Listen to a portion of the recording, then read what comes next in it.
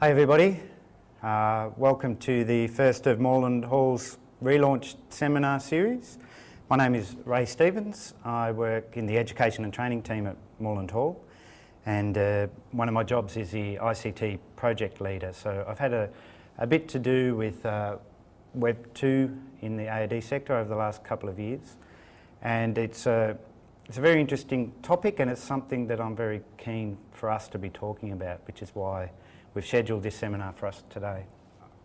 I'm very keen for this to be a discussion seminar as well. So if anybody's got any questions any time along the way, please feel free to throw them in and we'll talk about them. So this is about Web 2, but particularly it's about Web 2 in our sector.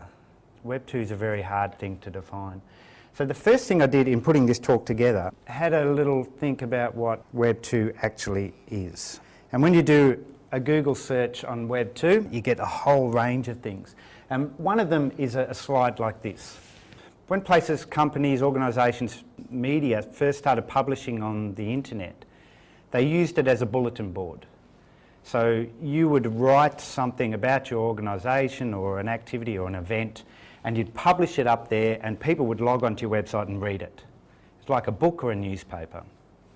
And that's what's called Web 1. It's a one-way flow of information. I publish it, you read it. And most websites for the first 10 years were developed using Web 1. Every time you went back there it looked the same, might have other stuff added, but you could always read that article. The publisher controls the content. Web 2 is where what is seen on the page is developed through a two-way flow of information. So I might contribute content, but also the readers contribute content to that page. So it's what is sometimes called the read-write web. So I can read it, but I can also interact with the website. So anything where I can interact or add content to that page gets called Web 2. So if we think of an example, Web 1 would have been the Age website 5 years ago. I log on to see the current news. Now I log on, I read the news, and the first thing I want to do is comment on what's happening. So they've added a comments feature below most articles where readers of the page can generate content that goes up onto the page and becomes a collective reporting of what is currently happening. So it's the publisher and the readers, often called the cloud, and that's why the picture of a cloud there. The cloud contributes to the content of the site. So if you Google Web 2, you get pictures like this, and a lot of people have said Web 2 are these tools. They're Flickr, YouTube, Twitter, Gmail, a whole lot of tools. To me, this is not Web 2. This is just a bunch of tools that have been used at various stages over the years for people to do Web 2, but as soon as you put this image up, half of them are obsolete now, no longer being used. And I don't think it's a useful way of describing what is Web 2. When I started to try and conceptualise this, what I saw was this image of where people have tried to make links between those tools. And it's the developing of the networks between those tools. Now we're starting to get onto what is Web 2. It's how people use those tools to have conversations. So when I started to read about this and think of it in this way, that's when it really started to make sense. Web 2 is people engaged in conversation on the web. So it isn't a thing, I can't define it to you, but it's a philosophy. It's a way of working, it's a state of mind, and once you start doing it, you will no longer see the internet in any other way. If you go to a site that doesn't have the ability for you to contribute to the content, you may well be frustrated and move on. So this is a classic slide, and all the research replicates this in one way or another. Where do people go for their current health information? Most people, and I expect most of you, I certainly do, if you want information about a health-related issue, first port of call is the internet. You'll Google it. I went to see my GP recently after doing something very stupid on my son's scooter, and I'd done something to a muscle, and I was there for other reasons. I said, while I'm here, which allied health service do you reckon I should go to get help with, I can't lift my arm up? And he said, I don't know, you choose. And I said, oh, okay, do you reckon it's serious? And he said, it sounds like you've probably done a something or other. It was a very long word for the muscle. And I said, what does that mean? And he shrugged his shoulders and said, Google it. which is absolutely, for my parents, they might take offence at that. For me, that was entirely appropriate because that's exactly what I'm going to do, because I'm not going to remember what you tell me and I'm going to go home and Google it. Websites are the first port of call, but if we're thinking that websites are predominantly becoming Web 2, the first port of call for health information, when we think about our clients, is Web 2 services on the internet. I just want to talk a little bit about the cloud, because it's a metaphor that often gets used. It's probably useful for us to clarify what's actually meant by the cloud. Have you heard of the cloud? People talking about the cloud on the web. Mark Pesce is a futurist and works on the new inventors, and he's a blog that I follow, and he talks a lot about these things, and he did a blog a little while back about the cloud, and so I've pinched a little bit from him, and what he was saying was that in the 21st century we have two oppositional methods of information, and think about this like Web 2. Two different ways of generating what people perceive as current information. One is the hierarchy, and the hierarchy are the experts. They're the universities, the journal writers, us producing brochures, journalists for media organisations. That's the hierarchy, the respected individuals, experts in their field. The other source of information is the cloud. And the cloud is really a group of well-connected, interested people that throw in their 2 cents worth, and through this backwards and forwards will generate some content, some information. The thing about the hierarchy in the cloud, the hierarchy, I can define it easily, and that's often visualised like a building. The cloud comes and goes, and as soon as you try and grab it or harness it, it'll move on and disappear in front of you. So the cloud is forever elusive. I'll give you an example of what I mean of these two things. And I've chosen something not in Australia because I don't want to offend anybody. But the NHS, for example, in the UK is the National Health Service. This is where you go to find out apparently information about health and health providers in the UK. And this is their website, and you can do a search. You can do a search for health issues or providers. You can find a GP in your local area, and that's what you're expected to do, to go there to the hierarchy. Here's the experts, tell me what I need to know about that health issue or that health service.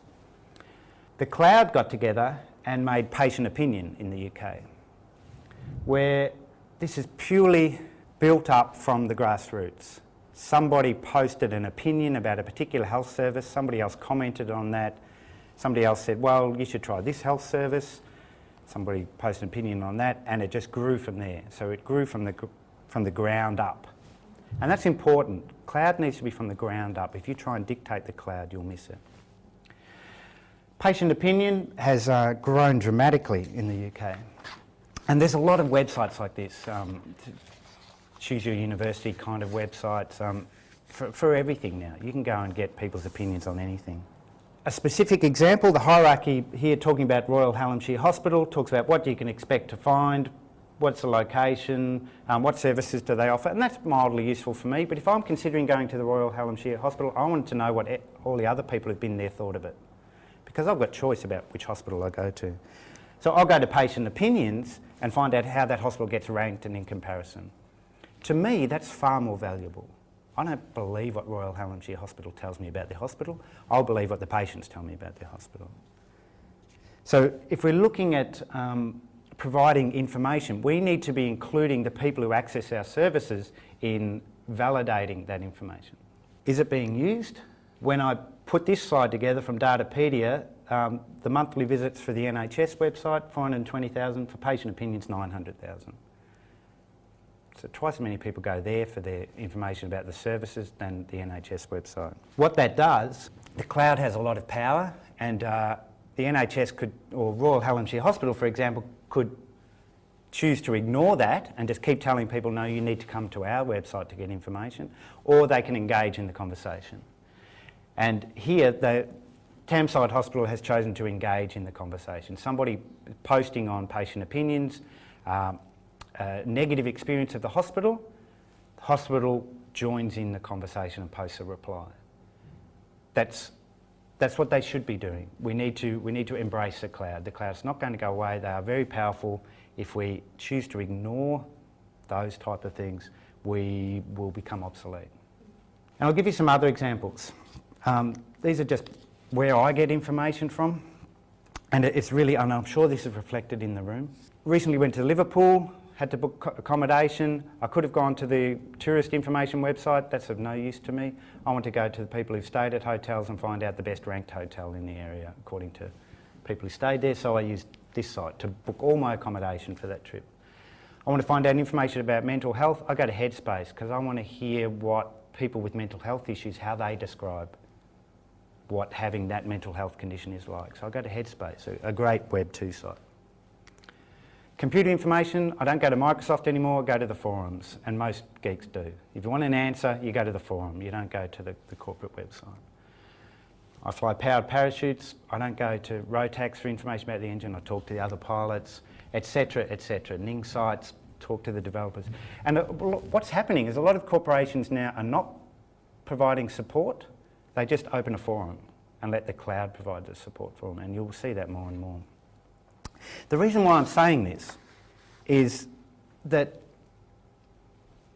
what's happening is people are relying more and more on the cloud for validity of information, to say that that's the truth because the cloud has said it. They don't believe what the hierarchy says as much. They want to know what the cloud says.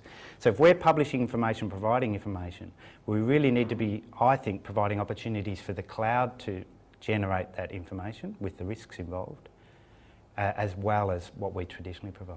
Going back to Mark Pesce, this was a very useful slide for me in his talk that he gave, and I'm reproducing it for you. He said that we're in an area of hyperconnectivity, and all of you now realise that how connected you are to each other and how quickly informed you are of what's going on. And the globe now is hyper-connected at the speed of light. Information travels instantly amongst networks. What that allows is for groups to develop, groups with a common interest, very quickly around a current issue.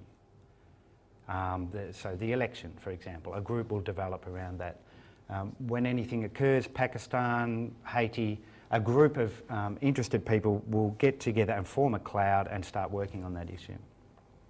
And what that does is puts the intelligence of the whole cloud together to work for the benefit of that community. And there's some examples of this. The BP spill in the Gulf, there was a real feeling that we weren't being given all the information, so immediately clouds start developing to try and get that information. People know little bits, we'll all share it so that we can all get the big picture of what's actually going on. So Facebook groups are a classic cloud development. The dual diagnosis Ning site, interested people, everybody had a bit of information about what was going on with dual diagnosis in Victoria and around Australia. Let's get together and share it on a Ning site. And the other one is Heads Together, of course. If you're not a member of Heads Together, you work in our sector, strongly encourage you to join. So people with a common interest, AOD service providers, getting together and sharing information and mulling over topics and issues that are confronting the sector in what is felt to be a safe place. That's the other thing about clouds. They're generally pretty non-intimidating because people will work through things together.